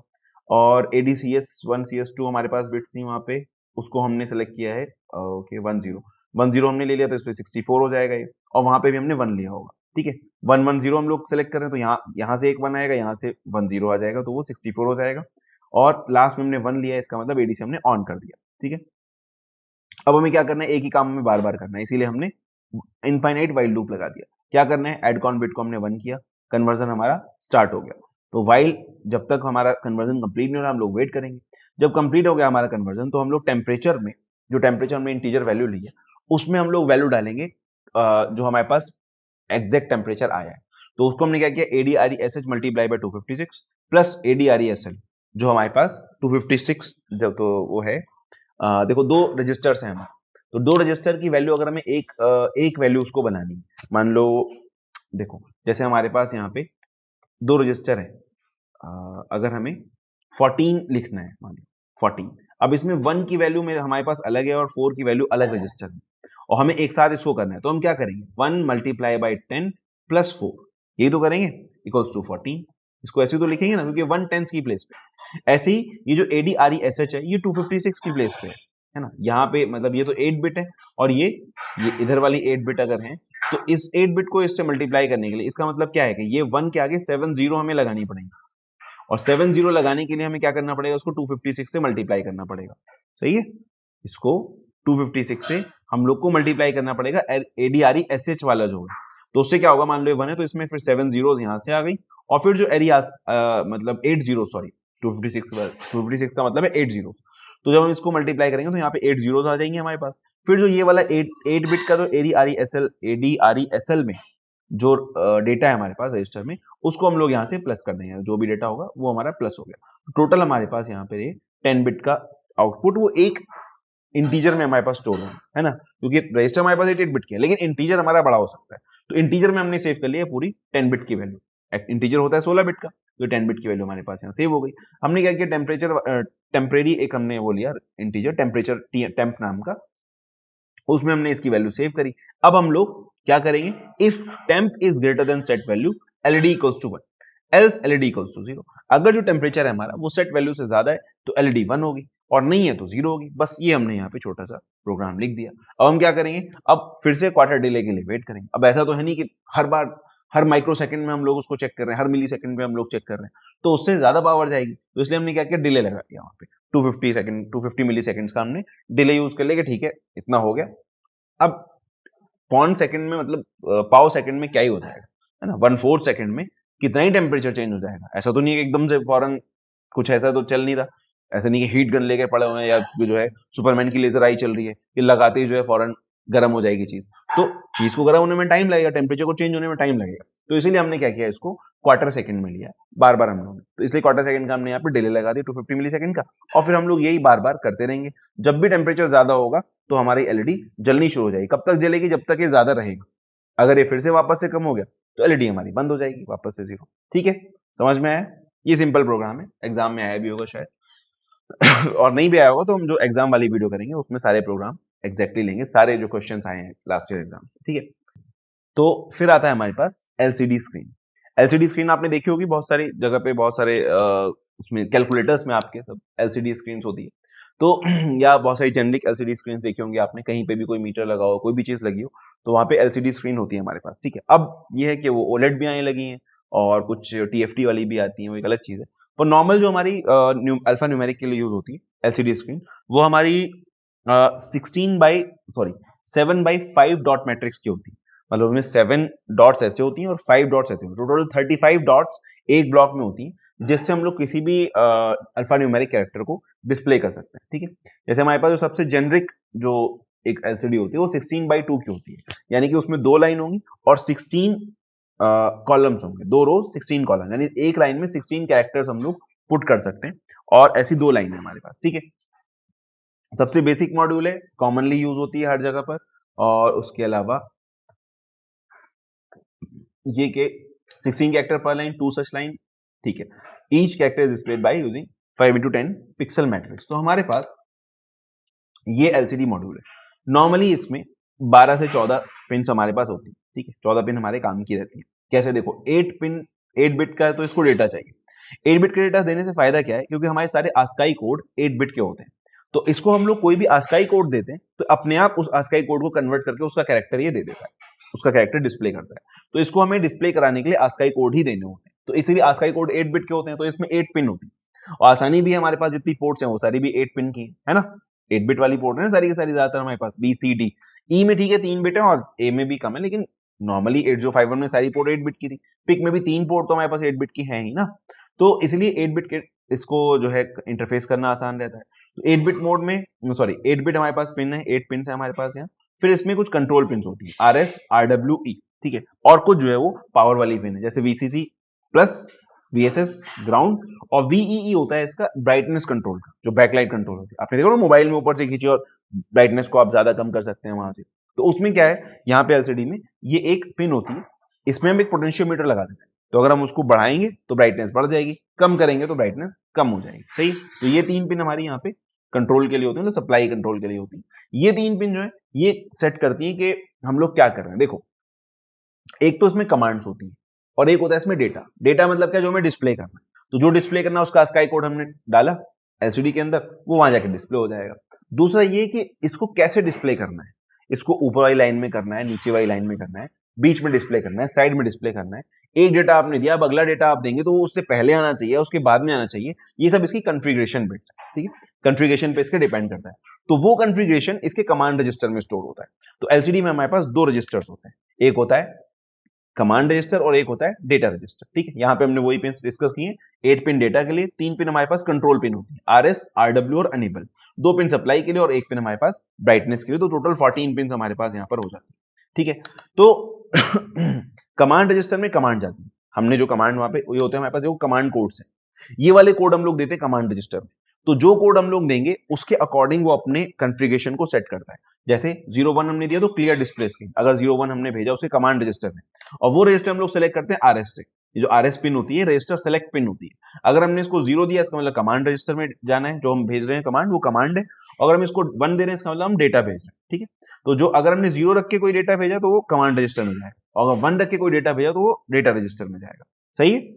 समझ रहे हो ना, 8 पिन पे जो भी हम लोग भेज रहे हैं, तो 0 से कमांड रजिस्टर में जाएगा, 1 से डेटा रजिस्टर में जाएगा। तो जो चीज इसकी कॉन्फ़िगरेशन बिट्स है, कॉन्फ़िगर करना है तो उसको 0 रख के भेजेंगे, और अगर डेटा भेजें तो फिर 1 रख के भेजेंगे। अच्छा चलता कैसे, देखो होता क्या है, पहले हम लोग यहाँ पे इसको डेटा देते हैं, जो भी हमें यहाँ से यहाँ भेजना है वो डेटा हम लोग अपनी पोर्ट पे रखते हैं। उसके बाद हम इसमें से रजिस्टर सेलेक्ट करते हैं, ठीक है, कमांड रजिस्टर में जाना है या डेटा रजिस्टर में जाना है। फिर हम लोग इसको 0 करते हैं, क्योंकि जनरली हमें ये रीड राइट बार वाली बिट है, तो जनरली हमें एलसीडी में राइट ही करना होता है, रीड तो कोई मतलब नहीं है, मतलब क्योंकि हम ही तो उसमें लिख रहे हैं ना, तो हम क्या ही उसमें वापस से रीड करेंगे कि हमने तुम्हें क्या दिया था। फिर भी ऑप्शन है, बाई चांस आप पढ़ना चाहें कि हमने भी आपको क्या दिया था, क्या लिखा था मैंने एलसीडी पे, वो जरा मैं चेक कर लूं सही क्या नहीं क्या, तो आपके पास ये ऑप्शन है कि आप इसको 0 कर सकते हैं। अगर 0 करेंगे तो फिर ये रीड करेगा वहां से, राइट नहीं करेगा उसके अंदर। और वो भी क्या रीड करना है, आपको आपने कमांड में क्या दिया है वो चाहे वो रीड कर लीजिए, या जो डेटा में दिया है वो हम इससे सेलेक्ट करेंगे। डेटा रजिस्टर से रीड करना है तो इसको 1 करेंगे तो डेटा रजिस्टर रीड होगा, 0 करेंगे तो कमांड रजिस्टर रीड होगा, ठीक है। उसके बाद ये वाली जो पिन होती है इस पे एक पल्स देनी होती है हमें।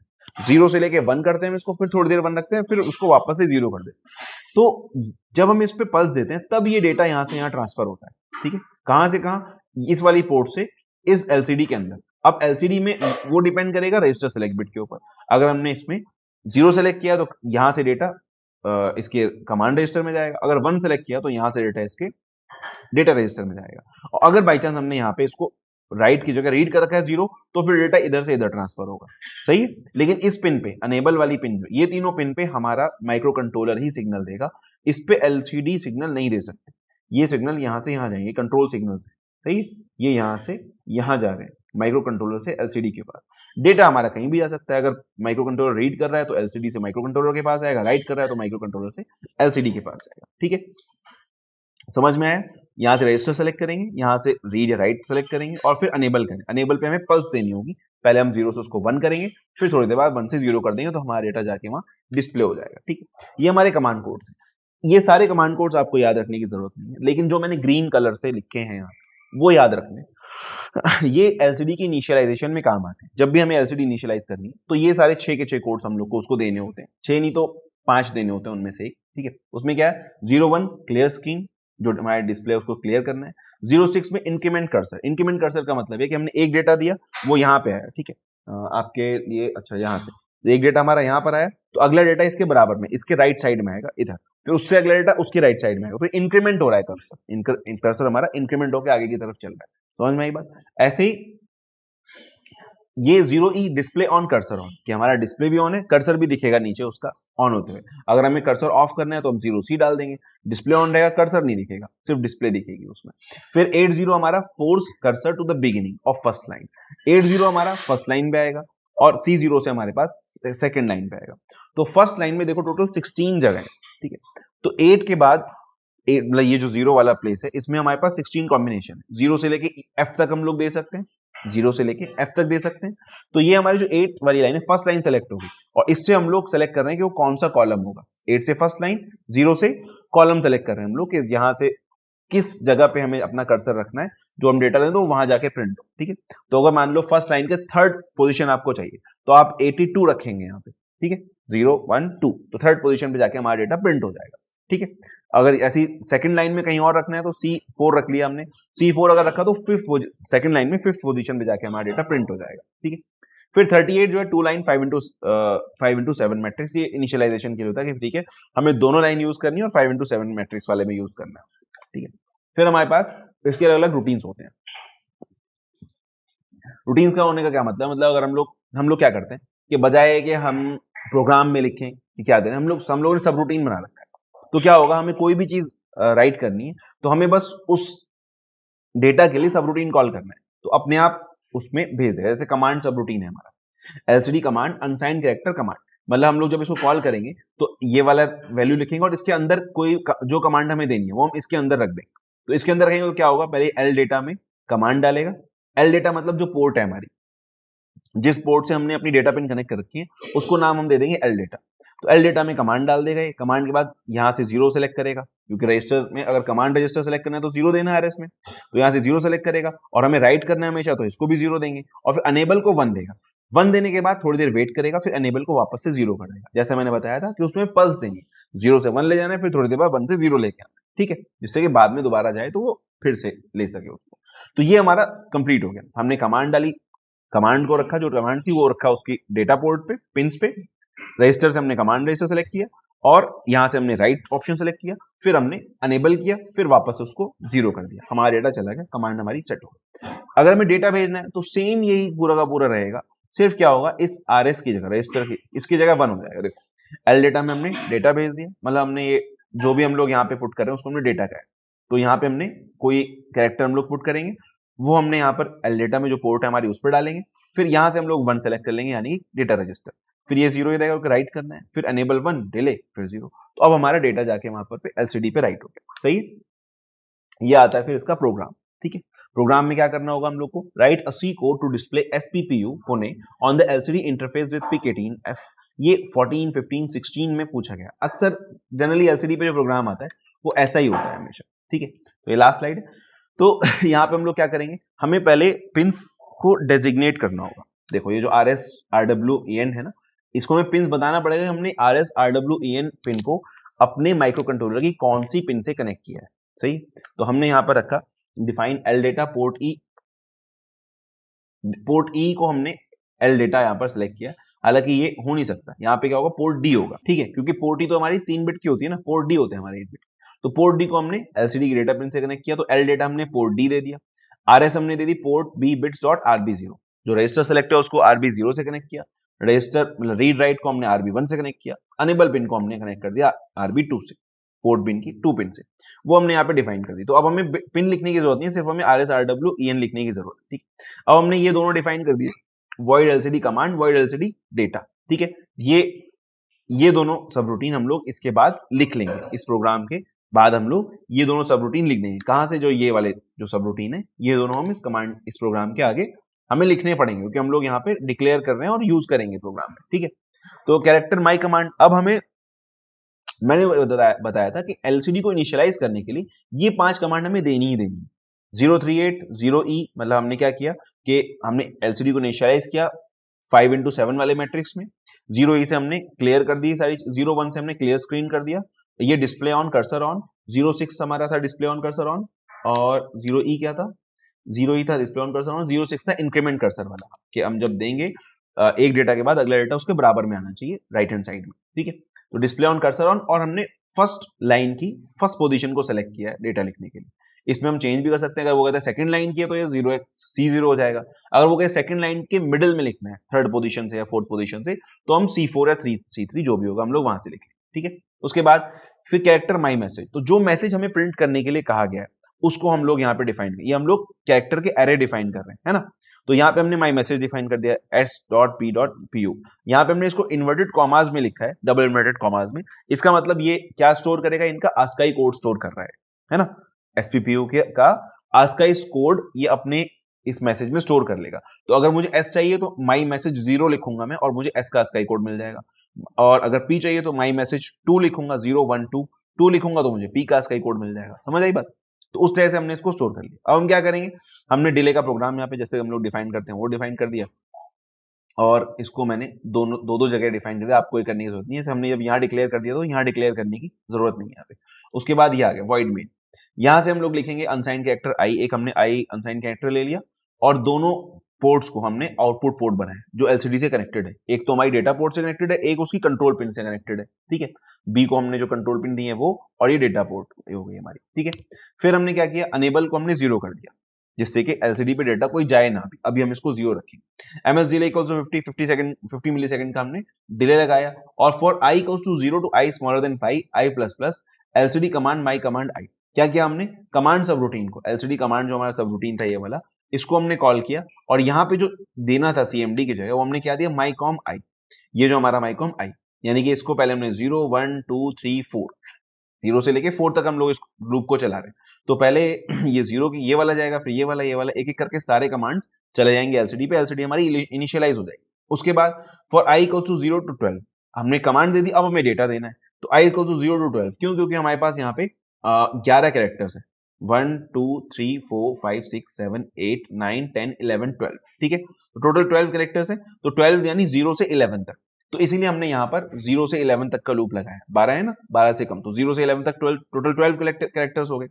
तो यहाँ पे हम लोग 0 से 12 तक हमने लूप चलाया, तो एलसीडी डेटा वाले सब रूटीन को हमने, ये जो सब रूटीन था इसको हमने कॉल किया हर बार, किस किस के लिए, माई मैसेज आई के लिए। तो एक बार एस के लिए इसको कॉल करेगा, फिर डॉट के लिए, फिर पी के लिए, फिर डॉट के लिए, ऐसे करके फिर स्पेस के लिए कॉल करेगा, सारे डेटा के लिए इसको कॉल करेगा। तो जब ये कॉल करता रहेगा तो ये डेटा वहां पे प्रिंट होता रहेगा, सही, ये डेटा वहां पर प्रिंट होता रहेगा हर क्वार्टर सेकंड में। एमएस डिले 250 मैंने लगाया हुआ है, आप इसको कम भी कर सकते हैं, कम करेंगे तो जल्दी जल्दी वहां प्रिंट होगा, और अगर क्वार्टर सेकंड में रखेंगे तो एक सेकंड में 4 कैरेक्टर्स तो फिर भी प्रिंट हो रही हैं, that is in itself it's fast, okay, no problem.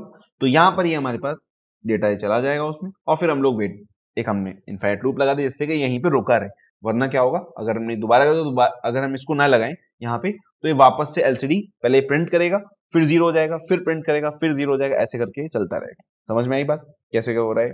तो एसपीपीयू पुणे वाला ये कोड है हमारे पास, ठीक है।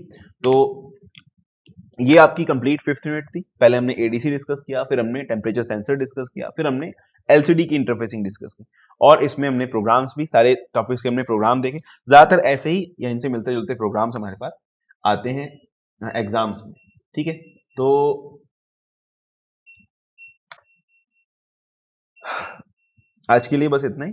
उम्मीद करता हूँ कि आपको वीडियो पसंद आई होगी। इसको लाइक करें, और नहीं पसंद आई तो डिसलाइक भी कर सकते हैं, और अपने दोस्तों के साथ शेयर करें, है ना, और उनको बोलें कि सब्सक्राइब भी कर लें चैनल को, क्योंकि मैं अभी, ये 5th यूनिट है, अभी 6th यूनिट की वीडियो एक आनी है, और उसके बाद जो प्रीवियस ईयर के क्वेश्चंस आए हैं, प्रीवियस ईयर में जो प्रोग्राम्स आए हैं, उसकी एक वीडियो हम लोग डालेंगे, और चाहें तो पेपर एनालिसिस भी कर सकते हैं कि कैसे कैसे क्वेश्चन पूछे गए। अभी तक वैसे 2 ही एग्जाम हुए हैं इसके, बहुत ज्यादा नहीं हुए।